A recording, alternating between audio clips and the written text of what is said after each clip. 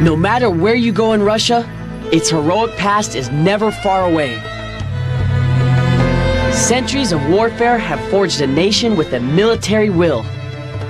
Against its invaders, Russia spared no quarter. I'm Roland Osborne, and I'm here to meet some of Russia's modern warriors and discover their fighting traditions.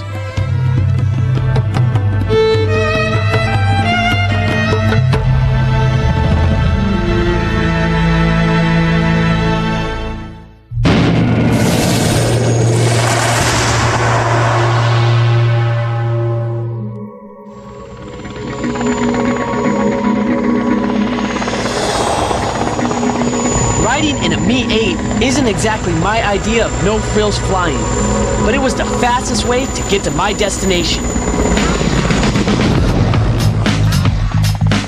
I was heading to a classified army base in Moscow to learn about Russia's fighting arts, Go Warrior style.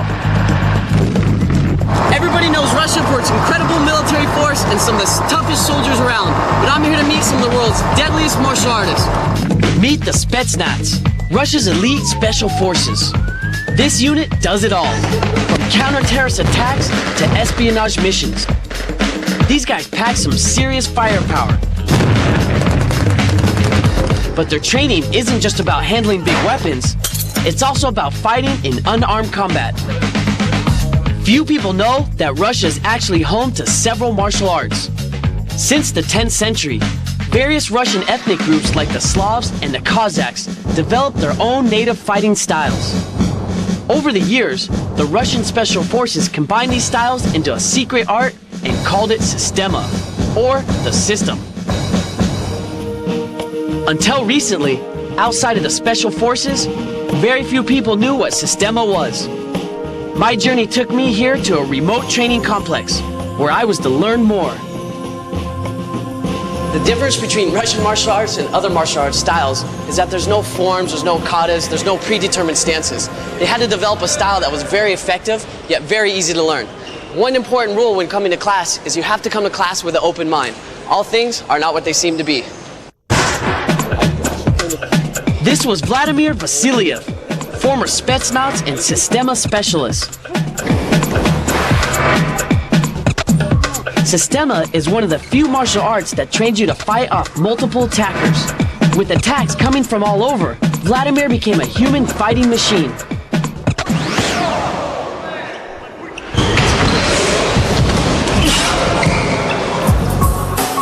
The secret of Systema was its three-dimensional, free-flowing approach to fighting. It was unlike anything I'd seen before. Vladimir was more like a body mechanic than a martial artist, as he taught me how to use my body in a whole new way. Like the whole body works. So about very relaxed, they improvise, any move that just flows. The class continued with Colonel Michael Rabko, Vladimir's guru. Michael was a master of movement and taught the system like a ballet class. To prove there were many different ways to handle an attack, Michael asked me to take him on. Although he was big, he moved fast and outmaneuvered me with ease.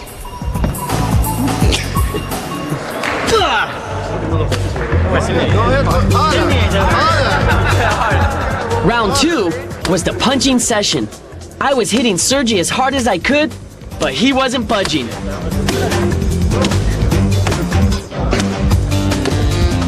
Now it's his turn.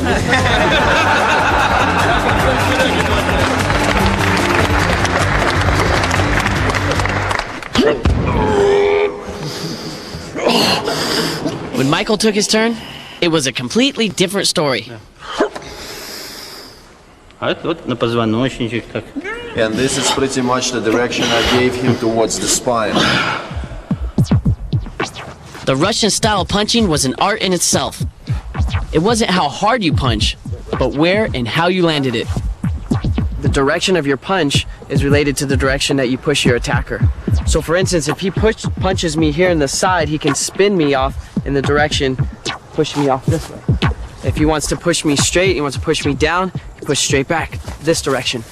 If he wants to push me to the other side, or down like that, He can actually force me and turn me in any direction he wants by the way he punches.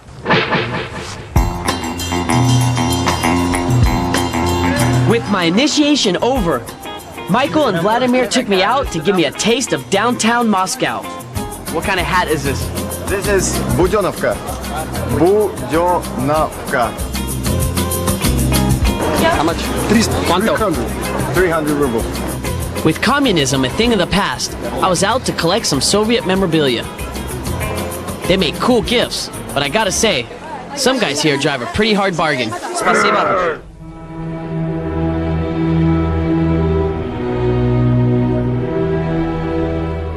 Across Russia's landscape lie icons of its warrior heritage, but few realize the important role religion played in this tradition. The samurais have Shinto, the Shaolin monks have the temples, and the Russians have the Orthodox Church. Some Russians believe that their faith in God makes them holy warriors. The famous symbol of St. George slaying the dragon represents the triumph of good over evil. Saints like him were warriors who eventually became one with God. Later that evening, Michael invited me to his place of worship at his home.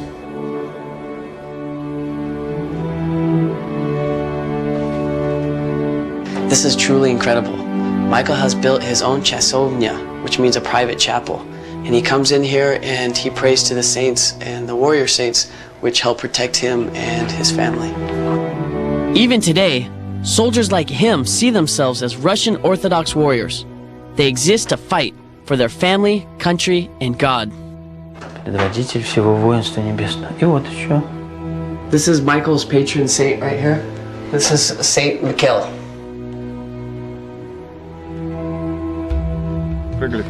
Michael had served in the Army's Special Operations Unit and had seen a lot of combat in his time. Systema had given him a philosophy and appreciation for life that went beyond fighting. For my protection, Michael gave me a blessing and told me there were deeper aspects I would have to master in the days to come. I have a special present for you that I'd like to present to you. Hank Williams, Dolly Parton, Johnny Cash. Good stuff? Yes. Spasibo. Thank you.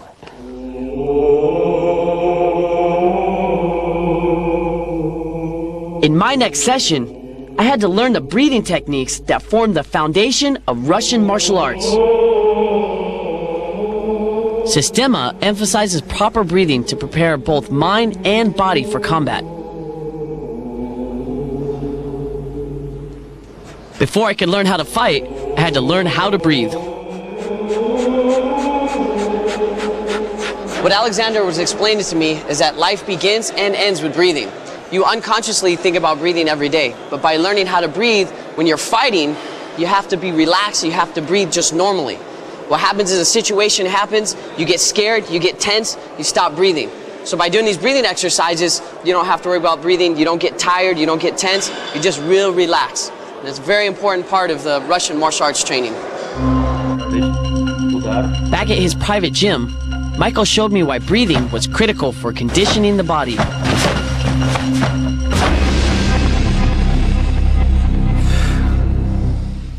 When he punches in, you feel like a burst of energy that comes up.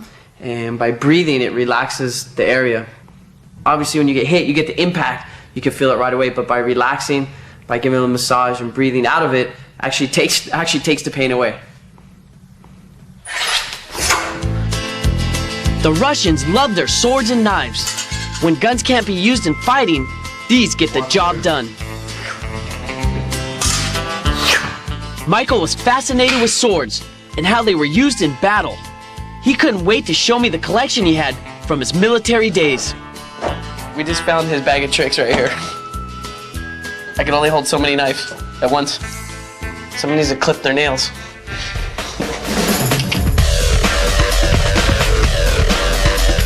Later, it was Vladimir's turn to show me the Russian style of knife fighting.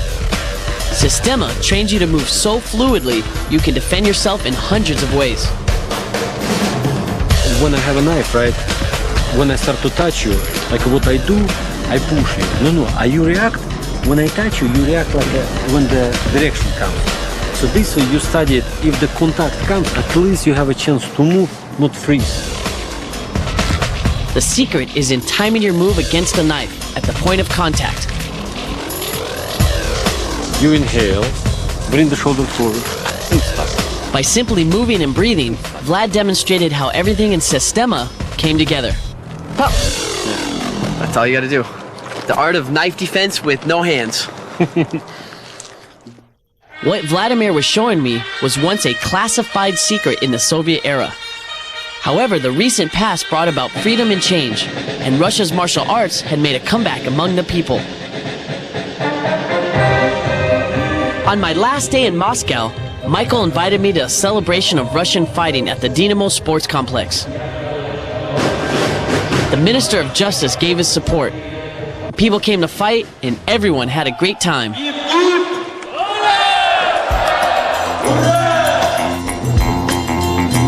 But my journey was just beginning.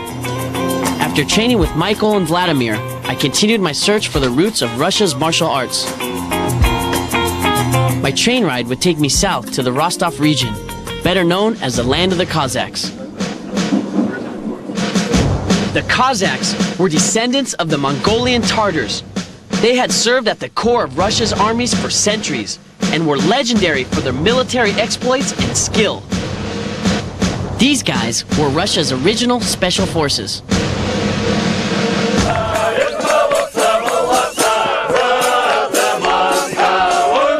The Cossacks invited me to a welcome party in the village of Stanitsa Novoanninskaya.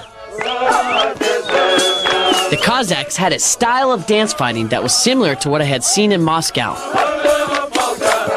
This was the way of celebrating life and preparing for battle. These guys had some wild moves. I was here to meet Zhenya, a former Spetsnaz soldier who promised to show me more about the Cossacks' traditional way of fighting.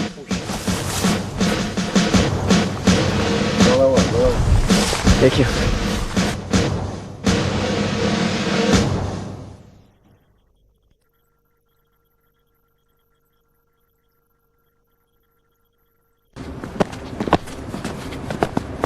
Very little is known about the Kazakh style of martial arts. It was passed down from Kazakh to Kazakh through the ages. This may look like plain folk dancing, but there's more to it than meets the eye. All the little moves that they use while they're dancing can all be used as self-defense techniques. It also helps them to warm up their body. Very interesting, some of the moves that we work on right now. Hooking the body here, bouncing it off, pow, off the body. So this little dance move right here, hooking, bam, that way, right in there. Можно. This move.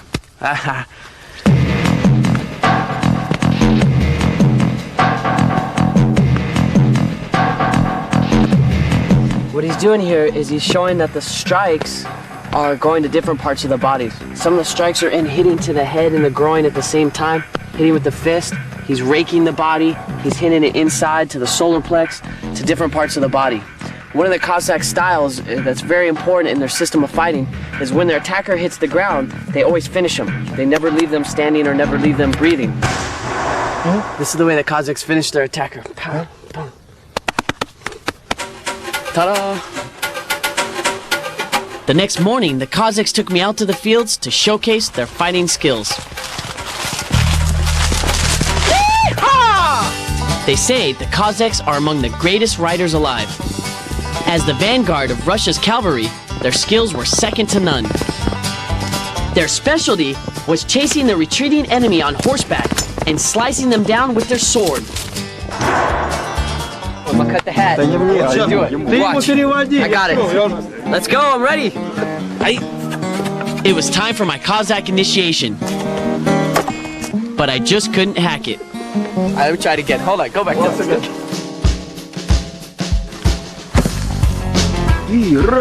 With a little help from Igor, I had better luck with the watermelons.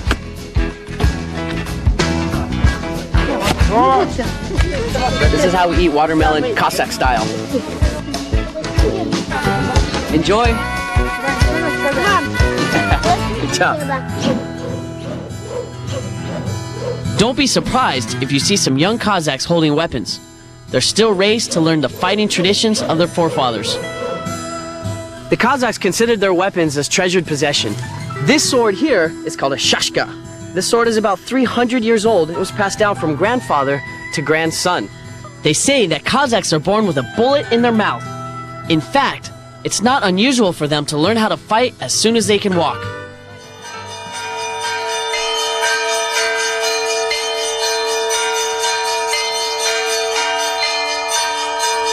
Continuing on my Cossack journey, I made my way with Zhenya to the old town of Starochikhovsk. This was the Resurrection Cathedral, another icon of Russia's warrior faith. Zhenya told me that many Cossacks had lived a life of battle. The church provided them with strength in times of conflict, and Cossack children were blessed here to grow up as brave soldiers, afraid of no one except God.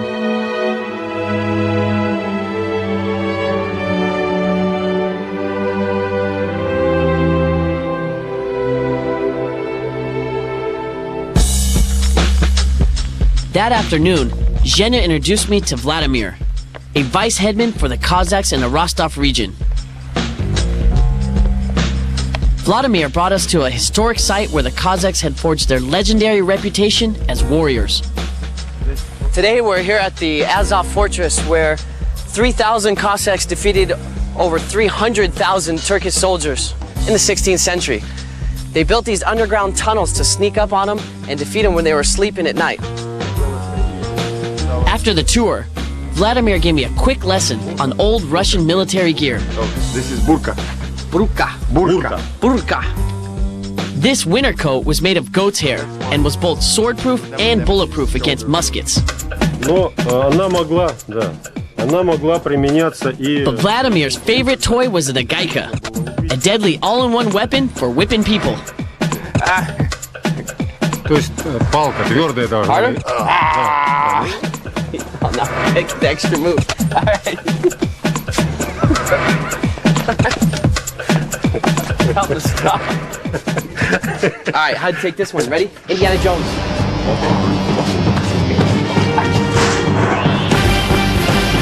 It's all his fault right there. Getting abuse. They're abusing me here. My initiation was far from over as I hit the road again with Zhenya and the boys. To prepare for the challenges that lay ahead, I was tested with an old Cossack warrior game. Cossacks feel that it's very important not to be afraid of the knife. So Yuri is going to demonstrate his courage training today. Be careful not to try this at home.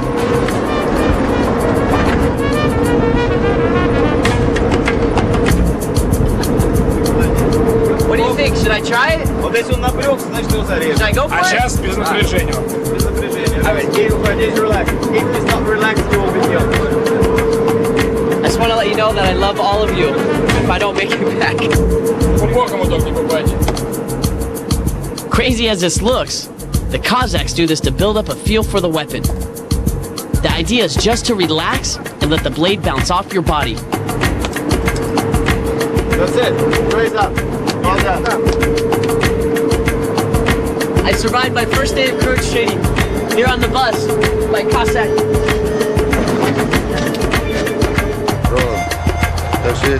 Along the way, I met the governor of the Volga region, who gave me a personally inscribed shashka. The guys gave it their vote of approval. Good.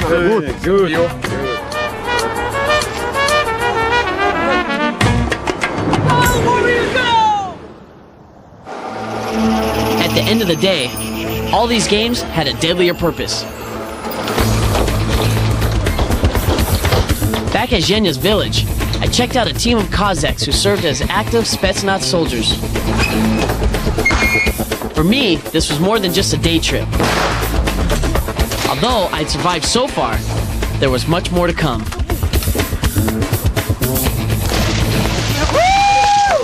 That was awesome! Did you see that? My final day of training.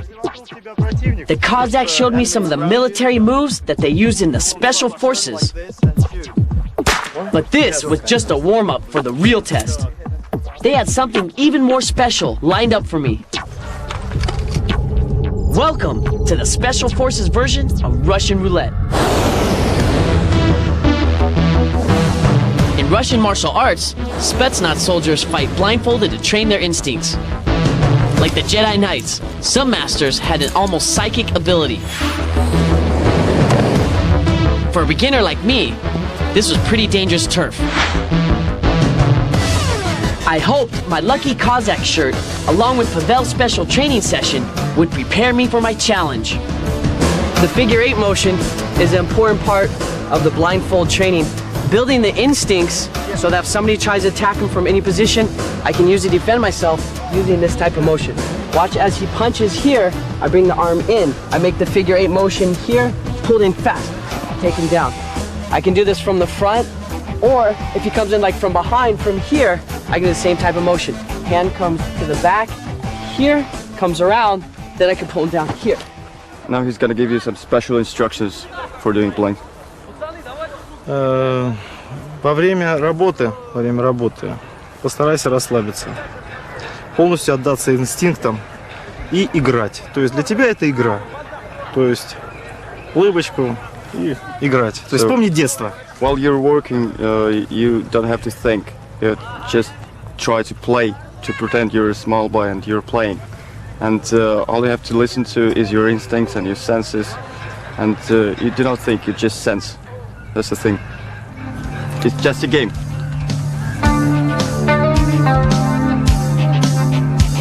It's just a game. That's all it is. Just a game. There was no time for fear. I just had to do it. When you're fighting blind, you have to use all your senses to feel your way around. Relaxing and breathing were the keys to surviving this. I hoped some of my Moscow training would give me a fighting chance.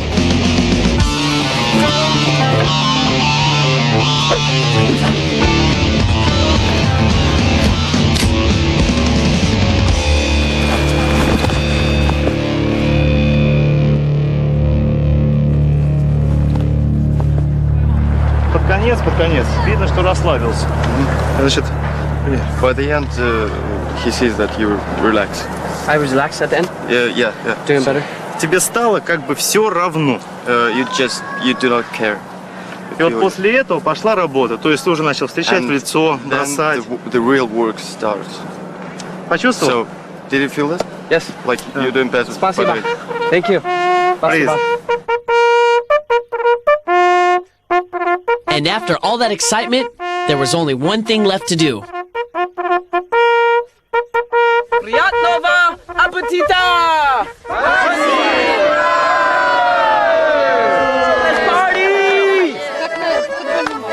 My brief time with the Russians gave me a deep appreciation of them as people and as warriors. If you want to learn to fight, well, learn from the best because the Russians have it all covered. The martial arts were an essential part of who they were, and I could see why.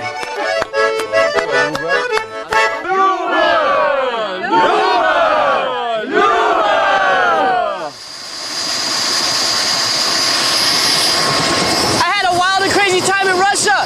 Thanks for watching. I'll see you later. До